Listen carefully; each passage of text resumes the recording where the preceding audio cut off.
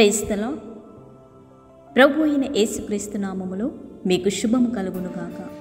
Greetings be to you in the name of the Lord Jesus Christ. ఈరోజు దేవుని వాగ్దానం, today's promise.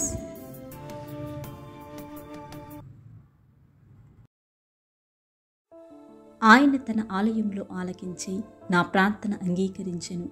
సమూయేలు 2వ గ్రంథము 22వ అధ్యాయము 7వ వచనము. He did hear my voice out of his temple. 2 Samuel chapter 22 verse 7. తన సన్నిధిలో చేరి చేసే ప్రార్థన దేవుడు తప్పక ఆలకించెను. దావీదు తన శ్రమలో ఆలయంలో చేరి దేవునికి మొరపెట్టినప్పుడు సౌలు చేతిలో నుండి దావీదును దేవుడు విడిపించెను. యోబు జీవితంలో చూసినప్పటికీ తన శ్రమలో దేవునికి మొరపెట్టినప్పుడు దేవుడు యోబును మరలా ఆశీర్వదించెను. అయితే ఈ దినం నీకు ఏ సమస్య ఉన్నా, ఏ శోధన, ఇబ్బంది ఉన్నా దేవుని సన్నిధిలో నువ్వు ప్రార్థించినప్పుడు నీకు విడుదల కలుగును.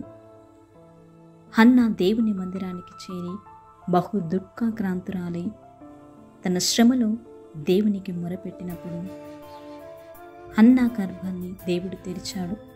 ఆనాడు వాగ్దానము చేసినవాడు నమ్మదగినవాడు. దివారాత్రములు నా కనుదృష్టి మందిరం మీద నిలుపుతానని సెలవిచ్చిన గొప్ప దేవుడు. కాబట్టి నీ సమస్య ఏదైనప్పటికీ దేవుని ఆలయంలో చేరి నీవు మెరుపెట్టినట్లయితే దేవుడు తప్పక నీకు విడుదల దయచేయను. ప్రార్థన.